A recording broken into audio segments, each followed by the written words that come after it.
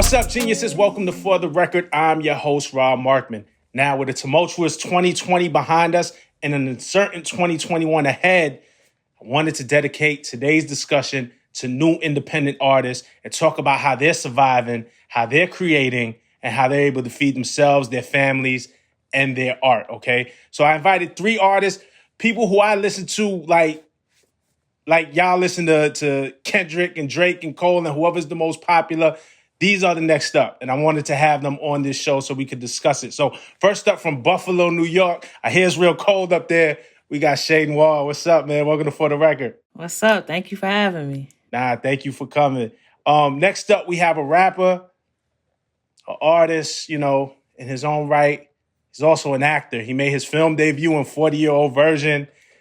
Big friend of mine. That was on Netflix. It was weird to watch him on this show because I know him in real life and I had to see him on TV. I didn't get to see him all year, but I saw him when I put on my Netflix. He's here now. He got a new album as well. Oswin Benjamin, man. Welcome to For the Record. Yeah, I appreciate you, my G. Thank you, man. Nah, you got it. And finally, we have my man. His new album, How We Intended, is out this week. He's a spitter. He inspires. I think he just raises the level and teaches us to be better humans. I'm really into his movement right now. Marlon Craft, welcome to For the Record. Damn, man, I appreciate that, man. What's going on, Rob? Thank you for having me. Nah, thank you for coming. Look, all 3 of y'all new artists in your own right, relatively, right? You know what I'm saying? Obviously, nobody really talks about the 10-year grind before you guys get in front of the camera, but you've dedicated years to your art. And but for the most part, new artists. Marlon, you released your first album, your debut, Funhouse Mirror, in 2019, and that was on the major via Same Plate. That was through Sony. Your latest project, which is out now, How We Intended, is an indie release. And I just wanted to start with you, just the fundamental difference from going from a major to an independent, man. What does that feel like? How do you navigate those waters? Yeah, man. Well, I mean, to be transparent, Same Plate was kind of like a hybrid. It was at Sony, but it was sort of more like an indie situation in terms of like the deal structure and the way it worked. And frankly, a lot of times for me, it ended up being, major label headaches without major label budgets. You feel me? So that was one of the reasons that, I left and went independent. But shout outs and all love to them for supporting me, continuing to support me in my endeavors, and there's no bad blood. But I think for me, the difference is just the freedom of movement. Like, I'm able to be so much more consistent and operate in real time rather than having to be within the structure of like, a corporate building where everything just, it's a bunch of people in an office and it just takes a long time for things to get done and things to get moving.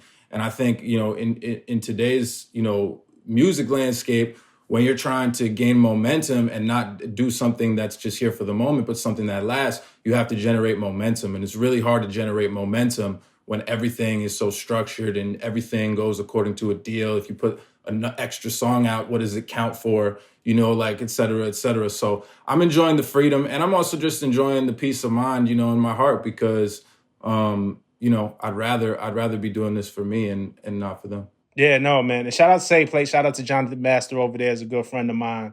Was really excited about the things that y'all were doing.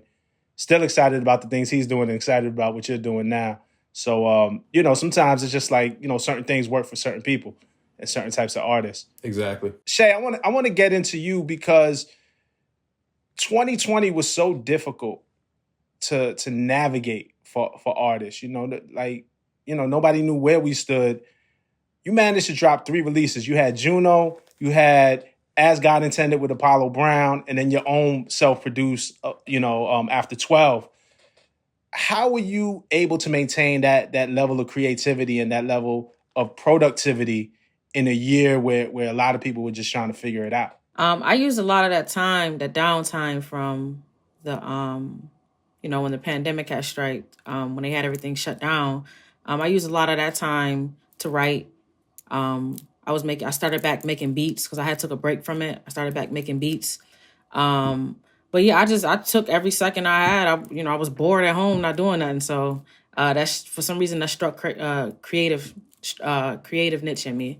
So I spent a lot of time just writing and making beats. And once they started opening things up slowly over the summer, that's when I started going back to the studio, recording. I had ideas. I had the Apollo album done already before everything had started shutting down. I had actually just landed back from Detroit, back in Buffalo. The next day, that's when they started shutting stuff down in Buffalo, and I already had that done. So I came into the new year also working on Juno with Spesh. Like I was out in the city, and we was in the studio every day for like a month or so working on that. So yeah, I used the little time I had to be productive. So that's interesting is that, for one, you were prepared before the pandemic. You already had the Apollo Brown project knocked out. And then you took advantage of the creativity and the time and space when things started to open back up. How did it affect you business-wise? Creativity, you're right. You were very productive. How did the business affect you? I mean, it slowed some things down, I would say money-wise. Even not being able to travel. I had shows and tours and stuff planned. All of that came to a stop. So it affected business-wise with that. But like I said, I was actually 2020 was more me. That was my start, more business side of kind of getting everything off the ground, because I just made my debut 2019, mid 2019. So it was a lot of things I had planned and I was kickstarting, but just not being able to travel, I would say that was the biggest hurdle. Nah, no doubt. And shout to 38 Special too. I know y'all do business together, right? Facts. So that's dope. Independent hustlers. I love it. So Oswin, you're independent as well, man. Shout out to Over Deliver over there with my brother Sway, with my sister Kelly Jackson. I really, really like what y'all doing over there. But 2020 was a breakout year, and I'm just want to hear about your experiences. Like, first of all, I got to see you on Netflix on the 40-year-old version, which was like super dope to see you on the screen. And then you also had your guest appearances up. You had key features on Royce the 5'9's The Allegory, on the Locks Living Off of Experience album. And then, that's all 2020. And then you get into 2021 and you're able to release your own Joy Comes in the Morning. How were you able to navigate all that with you and your team independently? I think this year it was more of it was a personal thing, man. And it was really adjusting, to the new norm. And it was also adjusting to a lot of life things that was happening. Like as crazy as last year was, with the movie and with the Royce thing and, getting a chance to work with like some of my favorite artists. Like I was balancing that with like one of the biggest deaths I ever had to deal with. You know what I'm saying? So I'm just like, as much as the music was going and as hyped as I was about the music, like it was a bittersweet thing that I couldn't, celebrate that with my mans. That's where the whole Joy Comes in the Morning thing had. And that's why I dropped it top of the year. I dropped it on the 7th because that was his death anniversary. You know what I'm saying? So like 2020 was phenomenal. God really looked out 2020 for real. You know what I mean? And just talking to Sway and talking to Kelly and navigating through that, we had to really strategize around what's going on, people working at home, offices not being open. So submitting things was a little different. Getting things uploaded, it took a longer amount of time. You know what I mean? So navigating through that as well as navigating through everything else, like it was difficult. But I think we found a method that works for us. You know what I'm saying? Right, that's hard. How do you guys, and not to, I ain't pocket watching or nothing, and anybody can chime in, but obviously, I'm assuming the Netflix film, you get paid for that. We know streaming money comes in slow. It doesn't come in, you don't get paid on Friday. Like if you would have had a 9 to 5 or so, it takes months for a lot of that accounting and publishing and stuff like that. The touring got shut down, obviously. A lot of indies do merch deal. How are y'all all able to feed yourselves? How are y'all able to generate income in 2020? And that's for everybody. I started this new thing this year out of necessity when I went back independent called The Center. And what that is like a subscription platform. So for $7 a month, like my most diehard fans that want to really support me directly what I'm doing without any dilution or nothing like that. I do weekly Zooms with them where I share free like new music. I keep them posted on everything. I give them exclusive merch colorways and stuff like that. And I was able to put together like a monthly income that's really consistent, sort of like a Patreon or something like that, but it's my own thing. And that was really like, I want to keep taking that further and see how it could be replicated for other artists, because I think one of the things we struggle the most at as independent artists is like, what's that consistent baseline? You know, you might get a little advance from a distro. You do your vinyl, you get a quick bag, you do whatever, quick bag here, quick bag there. But like, what can we rely on? You know what I mean? So that was a big thing for me this year. Ché, you got any input as to 2020? Just like, because look, and all you guys, you can hear it in your music. You do it because you love it. Like, you hear the passion in it, but you got to eat. The music is not even free to create music. You know, like, and that's some things that I don't know if fans quite understand, because we don't pay as much for music now with streaming. You'll pay $10 a month and you get everything, as opposed to $10 per CD maybe when I was coming up. So actually the cost of music has went down. In some ways, the production costs have went down too. You don't necessarily need the big studios anymore if you choose something else. But it still costs money to make music. So you still have to have a business sense with this. Ché, how do you approach the business of it all? Yeah, I mean, midway, I would say once the summer hit, I sold a lot of merch last year. That was like my breakout year with merch. I sold a lot of merch. So I was blessed enough to stay afloat definitely through that. There's some things I invested in prior, I would say in 2019. I had dibbled and dabbled in some real estate, and I started seeing some money from it at the top of this year. But of course, when everything started shutting down, things started getting a little trickier with trying to further that. But I would say, mainly merch. Like you said, it's not free to even create the music. And these are things that I worked out. Like I would say with the Apollo album, you know what I'm saying? I they were very generous, and it was a project that I definitely got paid, and I'm able to see the money back from the work that I put in for that. So yeah, I would say mainly merch. Some business things that I dibbled and dabbled in the prior year that I seen some more just income coming in from that. That's what's up. Oz, what's up, man? Denzel called you yet? Not yet. Not yet. You know what I mean? But nah, so I mean from the movie, and yo, if I'm keeping it all the way a buck, man, like I heard a quote, and it was just like, creativity is like birthed in desperation. You know what I mean? So I had to figure out ways to get it done. Like there were times I would do like an Instagram live concert with like daylight, you know what I'm saying? And then throw my Cash App at the bottom over there. You know what I'm saying? Or like keep it a stack. Unemployment, I was getting bread from that, and I was putting that away. And then on top of that, like knowing that I know what studios cost, I really had to sit down and learn how to record myself. You know what I'm saying? So I don't gotta pay nobody to get it done. Like learning how to mix, you know what I'm saying? Like learning how to do those things myself to cut down on that cost. But like I sold merch for the first time last year. You know what I mean? Like ever. And I saw how that went. So now I'm with this album now, like I'm creating merch again now to see how that goes, because I know what that could do. So I've always had a lot of ideas, and I never tried them. You know what I'm saying? So now I'm like, all right, cool. I'm gonna try the merch thing. I'm gonna try, you know what I'm saying? Get more features going. You know what I'm saying? Seeing back end bread off that. You know what I mean? Like, so every couple months you get a BMI check, and then in between that, I was figuring it out. You know what I'm saying? Nah, that's real. Now, I appreciate y'all sharing with this. I feel like a lot of young up and coming artists watch this, and maybe even just hearing y'all stories, knowing what to expect, knowing what they have to plan for, and stuff like that could be helpful. I want to get into the music too, because all of the music that y'all all create, 3 different types of music, all very substantive in its own right.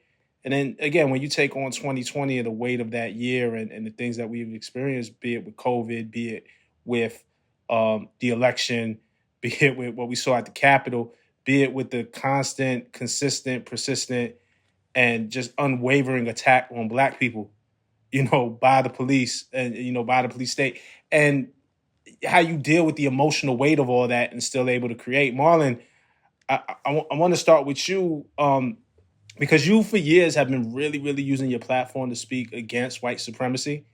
And I've always applauded you for that.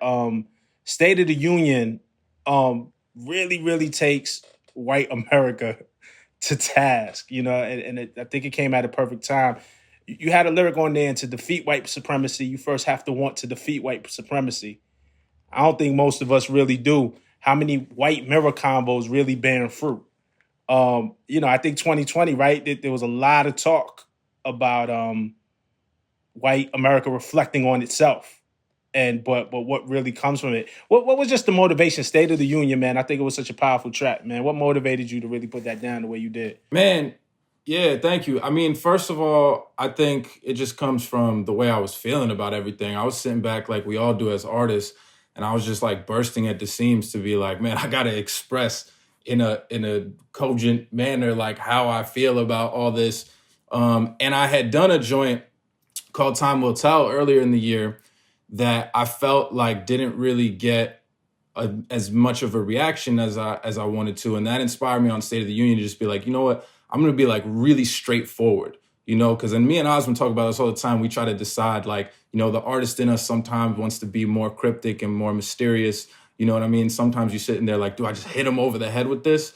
But in this moment, I was like, man, I really want to hit him over the head. And with the line about to defeat white supremacy, you gotta want to defeat white supremacy. Like, I'm reading Sada Shakur's autobiography right now. And last night I was reading, there was a part where she was like, I don't know what a liberal is. Like this idea of the white liberal, she's like, I don't know what that is. Like there's the far left, the far right. But I guess a liberal is just as long as you could have your vacations to Europe and your kid could go to a nice school and whatever, then like you're in Europe. But when the ish hits the fan, are you a liberal? Like what does a liberal even mean? And I think like a lot of white people sit in that space of like, we claim to have the right ideas about things and we claim to be in support of progression. But what are we really doing when we acknowledge in the mirror how much of the toxicity of white supremacy exists within our own psyches, our own minds, and our own bodies and souls? And until we really wrestle with that as white people, that's our responsibility to wrestle with and excavate it within ourselves and try to kill it. So if we continue to just act like, we're just on the right side of it, things because we walk around thinking the right things, that's going to get in the way. So that's kind of where that came from. Okay. Yeah, that's dope, man. And ever since gang shit is what really put me on to you, I felt like you've been kind of using your voice for that. And, I got to applaud it because, look, man, here's what it is, man. Even as a white artist in Black music, a white audience might receive you way differently. And I and the audience in general, but particularly a white audience. And I feel like they're hearing messages in your music and they may look up to you and whatever, that these are not conversations they're having with their parents, or there's maybe nobody around willing or even who wants to speak to them about these things or contend with these things. And, so I always thought it was dope that you used your platform in that way, man. And besides, that just you being a fucking dope rapper. You know what I'm saying? Like sometimes you just bar up. Like sometimes we got a really deep message. Sometimes it'll bar up. You present yourself in different ways, but I'd be remiss if I didn't applaud you for that, man. And I hope we get more of that. Oh, I appreciate it, man. And I mean, yeah, you're gonna always get more of that from me. It comes from like an authentic space. Like I've said, I don't really sit back and be like even that calculated about it. I just try to express as an artist. And so, when I hear a beat and I'm passionate, moved, these are the things that I'm having conversations about that I go home and I'm like, fuck, like, you know what I'm saying? And then we get in that space where we express. So unless I stop caring about the world next week or some shit, those are going to keep coming. Ché, how do things like that? And you speak about so much in your music and a lot of personal experience, you know what I'm saying? And really what's going on around you, like in your city. And in like the things you see like firsthand, how does just the stress of the world manifest itself in your music? I think about specifically the song "Freedom" that I did that was on the Apollo album, which was a song I wrote before the George Floyd situation happened, before the Breonna Taylor situation made it to media outlets. Like I wrote all of this beforehand. This was like maybe January of 2020. I wrote that song, not even realizing uprising, and I will witness, I would say, one of the biggest revolutions of my lifetime months later. And again, it comes from a space of like when I got the beat from Apollo, I was more inspired and just moved. It was previous situations that happened before. Like, I talked about Sandra Bland and just different things that's I've witnessed. But more of just me expressing how I felt. It came from an authentic space, and at the time when I heard the beat, that's what I wanted to talk about. That's what I wanted to express, and more of give my side too, because it's something I've also witnessed being from Buffalo, growing up in Buffalo, living in Niagara Falls, police brutality. There was a situation that happened over the summer where a cop pushed the old man down. It actually made CNN News. And the man was like bleeding from his ear in front of City Hall. This is the first time something like, I'm like, I would say Buffalo Police Department I've definitely witnessed them on numerous occasions abuse their power, the authority they have, towards, whether it's towards my family. I've watched it, I've witnessed it towards, my father before. So, just expressing myself and where I was at that time. Yeah, no, that Freedom song is super powerful, and I remember the incident that you were talking about where the cops pushed down that old man in Buffalo. And again, that's what attracts me to you as an artist. You offer us so much, and but still we get that world view. Like I listen to your stuff and learn kind of what Buffalo is like, and obviously shout to Griselda as well. I think it's been a tremendous year for your city, but to hear about your experience in that way is super. Like, it just reminds me of when I used to come up before we used to travel, right? Like, I was an NWA fan because I never been to Cali, but it's like, oh, that's what Cali's like. And you could travel, listen to NWA, or I could go to Houston by putting on the Scarface tape. You know what I mean? So I think a lot of people, I'm from New York, but a lot of people think like Buffalo is like 6 hours away. It's a different world. It's way different. Nah, that's but Osman, how obviously you had personal loss. The joy comes in the morning, and morning is spelled MOU. You know what I'm saying? So there's a metaphor even in that. How do you contend with your personal loss and then just the feeling that you have as a black man in America? Yo, Rob, let me tell you something. This 2020, it put me in a place to read more and to really understand certain things that were put into place for us specifically. Like even things like, how certain documents were written, you know what I'm saying? Like, inalienable rights and things like that were given to, people. And, we weren't considered people, we were considered property. So it's just like understanding that we was put in a position where we were never made, or we were put in a position to be looked at as property. And even till this day, I think that's what we saw a lot of in 2020. Just like, because you don't treat people like that. You know what I mean? And I feel like one of the things for me was I had to learn how to denormalize seeing niggas die. You know what I'm saying? Like, it's such a normal thing. And even in like our favorite movies, one of the most quoted lines of all time is, yo, niggas die today, B, you gonna be all right? That's normal, son. You know what I'm saying? Like, and walking outside and seeing that, it's normal. Funeral parlors and liquor stores is on every corner. That's a normal thing. And I'm just like, after my man passed, and it wasn't to police brutality or nothing like that, but yeah. It put me in a place where I had to it's like, yo, this is not normal, son. You know what I'm saying? Like seeing people pass is not normal. So even when the George Floyd joint happened, I did the Blanche Bethel joint on the album, the whole like skit poem joint, and I wrote that. I didn't even watch the joint when it happened. You know what I'm saying? But like it was something. I'd be emotional. So my little nephew walked in my room. It's like 2 years old. This little nigga's jumping on my bed regular. You know what I'm saying? And I'm just seeing him so full of life and so unaware. And like understanding like, yo, all you gotta do is walk outside at the wrong time and the wrong dude is having a bad day and I may never see you again, bro. And I just broke down, started crying, bro. Cause I'm just like that, you could be gone or for not doing nothing just cause you look the way that you look. You know what I'm saying? So like a lot of those things that I kind of internalized or kind of put to the back burner or made it normal. Oh, now the cops stopping me cause I'm black. Cops pulling me off the train cause I'm black. That's regular shit. This year, I was just like, yo, my nigga, nah, it's really not regular.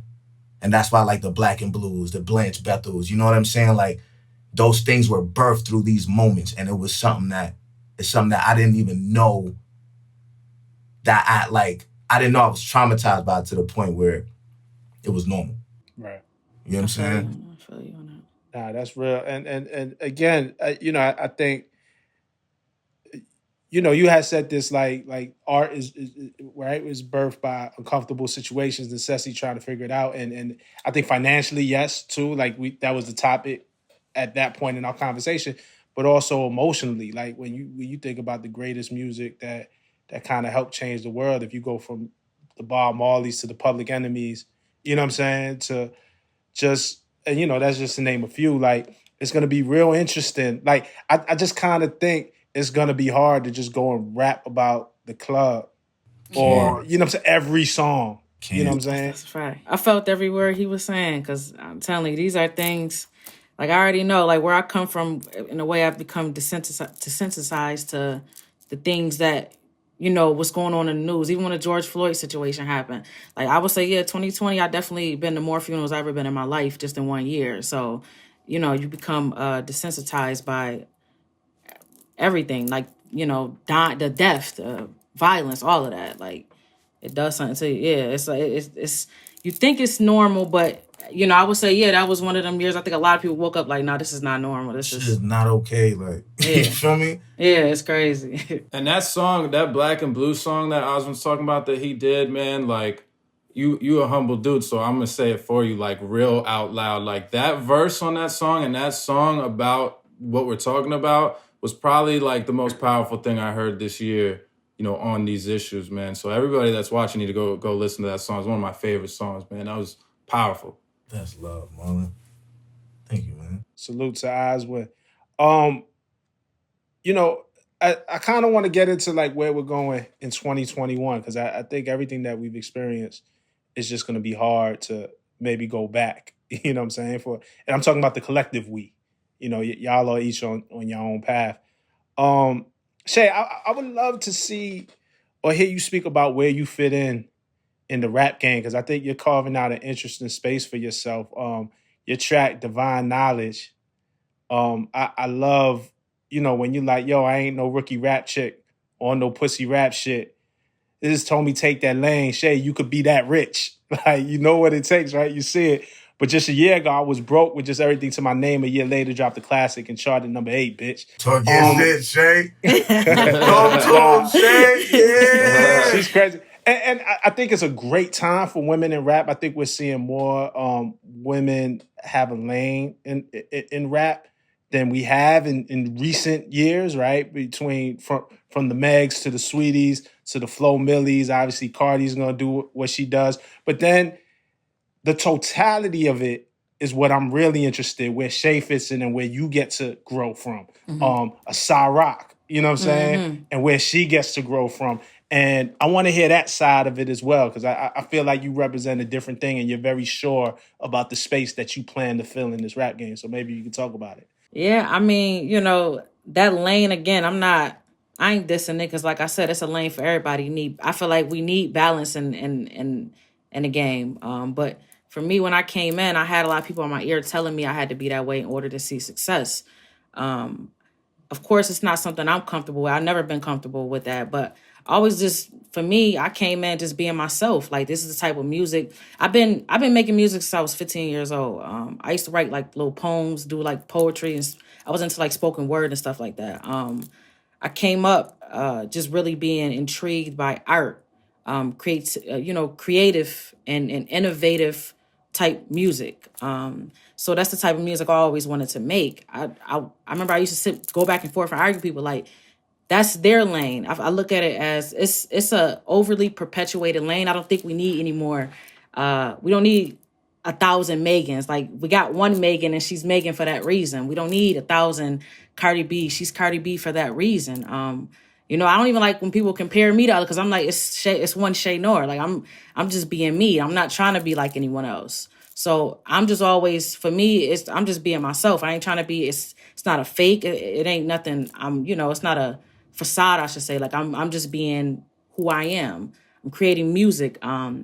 and I'm giving you where I come from. But the lane I'm in, yeah, it's a lane that I definitely get something I'm carving out for myself. I think I'm 26 years old. It's not really a lot of female rappers who are in this lane this young, So, and then with me digging in my production too as well. So, definitely just trying to just being myself, and I want to talk and what it is. I think that your lane is your lane, but I think there are a lot of women who aspire to be where you are, occupy that space that you feel, and some may feel like they don't have the freedom to do it because maybe not the confidence that the audience will respond to it, and there'll be an audience for there. So, like, I think as you grow, you're going to inspire women to explore different parts of they self and their creativity, and not feel like it just has to be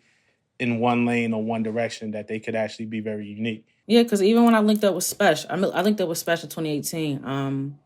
That's one thing I would say about Spesh. He gave me the freedom to be whoever I wanted to be. He didn't tell me to dress like that or look like that. He just was like, "Hey, pull up to the studio, record. We're gonna take some pictures. Look however you want it." Like he never pushed me to be anything outside of what I wanted to be. So having that right person in your corner too definitely plays a part in that. Yeah, shout out to 38 Special. And then one last thing, I want to talk about the production with you too, because I often wonder, again, like when you read the credits, we don't see a lot of women's names as producers. And it's like, well, surely women aspire to produce. Surely women want to make beats like men make beats, and trying to figure out how to unclog that pipeline. And shout out Wonder Girl, I think, is doing it. We grew up with Missy. Missy was one of the greatest producers of all time.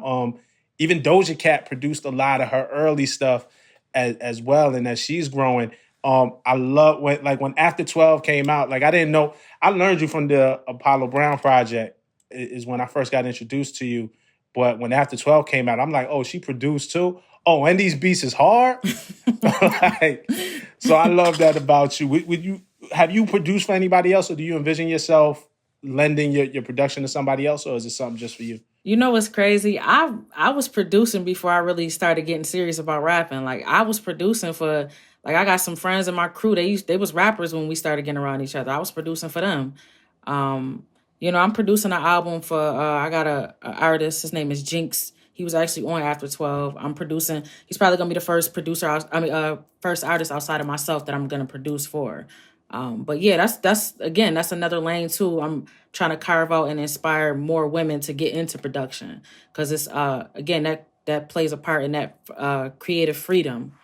So definitely. Nah, that's dope, man. I can't wait to hear more of it. Marlon, your album's out now, How We Intended, 2021, setting it off the right way. How do you plan to navigate this year, man? Like I've seen the visuals, obviously, for State of the Union. Get Off My Yard was real fun. As serious as State of the Union was, Get Off My Yard was super fun and funny. So it really shows the totality of you. But how are you about to tackle 2021? Yeah, it's funny because I had the moment where I went on MSNBC for State of the Union, and then all these old people were like discovering me for the first time and shit.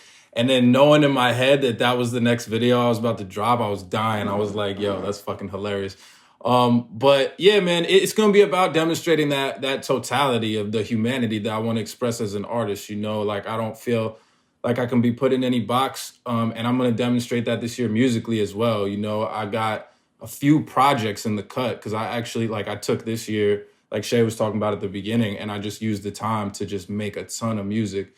So I'm like getting ready to roll all of the stuff that I made last year out this year. And so, this album, I think for me, it's going to be about defining, like we have to be really consistent, have a lot of momentum today, and fans want a lot of music. But for people like us that are students of the game, like, we also want to define legacy. So to me, it's like I want to be consistent without diluting what I'm giving you. So How We Intended is an album. And I think my fans know what it means when I say, like, this is the album. You know what I mean? And there'll probably be another album at the back of this year where it's like an album. But in the in-between, there's going to be these sidebars that are these different projects that are demonstrating just different places I've been emotionally, mentally, et cetera. And I'm just going to keep being real consistent and just keeping tabs on. I don't think it'll be this year, but as soon as we can hit that road, man, I'm hitting that road running. Oz, man, Joy Comes in the Morning, brand new project. You know, we didn't get you on the show release week when it was actually out, but this is still a brand new project with a whole lot of and life to it. You know what I'm saying? I know it came from grieving, but there's a lot of life on this project. How do you continue to tell that story in 2021? I think that's gonna be. I think that's what I'm figuring out, man. I feel like we in such a microwavable time right now, so it's like Marlon said, like, yo, his fans know it's an album. That's what this was for me, and it's kind of like, you know, just looking at like the D Smokes or like the Lupes, and it's kind of like, yo, I really want to take my time rolling this album out because I know the place that I created it from. So, you know what I mean? Like, we got a couple visuals in the tuck, and just to get some more and really, really tell that story, really keep my man Najee's legacy going, you know what I'm saying? And as I'm doing that, everybody else that was on the project, you know what I mean? Like, my man Alex Irvington, Tammy Stevens, you know what I mean? Like, Anthony Flamia. Like, I want people to get Black Way. I want people to get familiar with those people as I'm rolling this stuff out too. So I'm kind of like, all right, cool. If you know me, you got to know who I'm associated with. You know what I mean? So like, this moving forward, 2021 is kind of just bringing all the people that I really, really care about, you know what I'm saying, to the same level as me, get more acting roles, you know what I'm saying, and really really continue this legacy, son, and really, really make the people around me proud. For me, that's what I heard. I heard you and Denzel doing something this year. Yo, I'm a write that down on the board, B. I'm gonna write it down on the board. I told Oswin last week, yo, I'm gonna write a show for us to co-star in.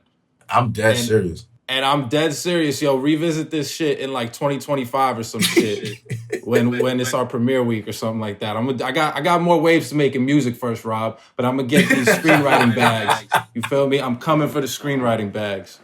I feel you, but understand, and let me be crystal clear. If there's not a recurring role for me and Ché into this, I'm shitting on the whole shit, bro. We put that in there, yeah. We put that in there right now. Yeah, I got you. Just let me be the guy who interviews people, man. I could do that, man. Yeah. Nah, I fuck with it. Ché, how many projects you got coming out this year, truthfully? Because you did 3 last year. I'm working on 3.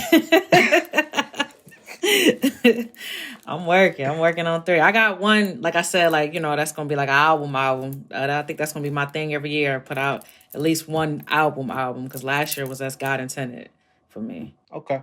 Well, we look forward to it. I want to wish y'all luck. Man, I really just wanted to have y'all on again. Y'all are 3 artists who I enjoy, who I listen to, who I don't get to speak to as often in this capacity, if at all. This is the first time me and Ché meet, but you know I'm a fan of yours. And, you know, I just wanted to kind of talk about music, talk about y'all, and get a sense of where y'all at, you know, while we set off this year that y'all are sure to define for us. I think we'll look back at the end of the year and be like, oh, shit, like, and look at the things that y'all have done and be excited and be proud. So I just wanted to have that conversation. So I thank y'all all for joining me. Gotcha. I appreciate you having me. Yo, Rob, before we leave, man, it's only right, you know what I'm saying? Like, yo, you got a project out too. And I'm like 7 tracks in, and it's crazy. You ain't see that coming. Got him. Yeah, dog. That joint, dog, yo, you was talking on there. Yo, I was talking on there, questions for him? Flip the script on him, bro. Interview him, bro. Rob, you know what I'm saying? Where can people find your project at, Rob? You know what I'm saying? Facts. Everywhere they find music, man, it means the most coming from you because I know that you really, really get down in what you put into your art. And it's always uncomfortable for me to get on this platform and talk about myself. I feel you know what I'm saying? Like, I'll do that on my Twitter, on my Instagram. Like, I just want to give y'all, it's just real weird for me right now. I get it. I appreciate it. It's a mirror, bro, because we're not going to act like you wasn't putting out work, like you ain't touched Barclays, like you ain't been really making strides, too. I know it's uncomfortable, bro, but you a pioneer in mad different parts, bro. Like, I don't know no other journalist that really stepped in here and was really getting crazy. So, like, you feel me? Hold that down, my G. Hold that down. You feel me? We will, man. The project is called If You Don't, You'll Regret It. Talk to him. Streaming everywhere. So talk to him. Thank you, Ryan. Now I'm good. All right? Nah, I'm good, Rob. Thank you. And I appreciate y'all, everybody, for watching. If y'all are familiar with Oswin, Marlon, Ché, I want y'all to get in the comments right now and tell me your favorite tracks, your favorite bars. You know I get in the comments and I talk with y'all. If y'all are unfamiliar, y'all might know 2 out of 3, 1 out of 3. Get familiar. I'll be in the comments and I'm going to make suggestions for y'all to where to start y'all journey because these are 3 amazing artists. And appreciate y'all having on the show and appreciate y'all for watching, man.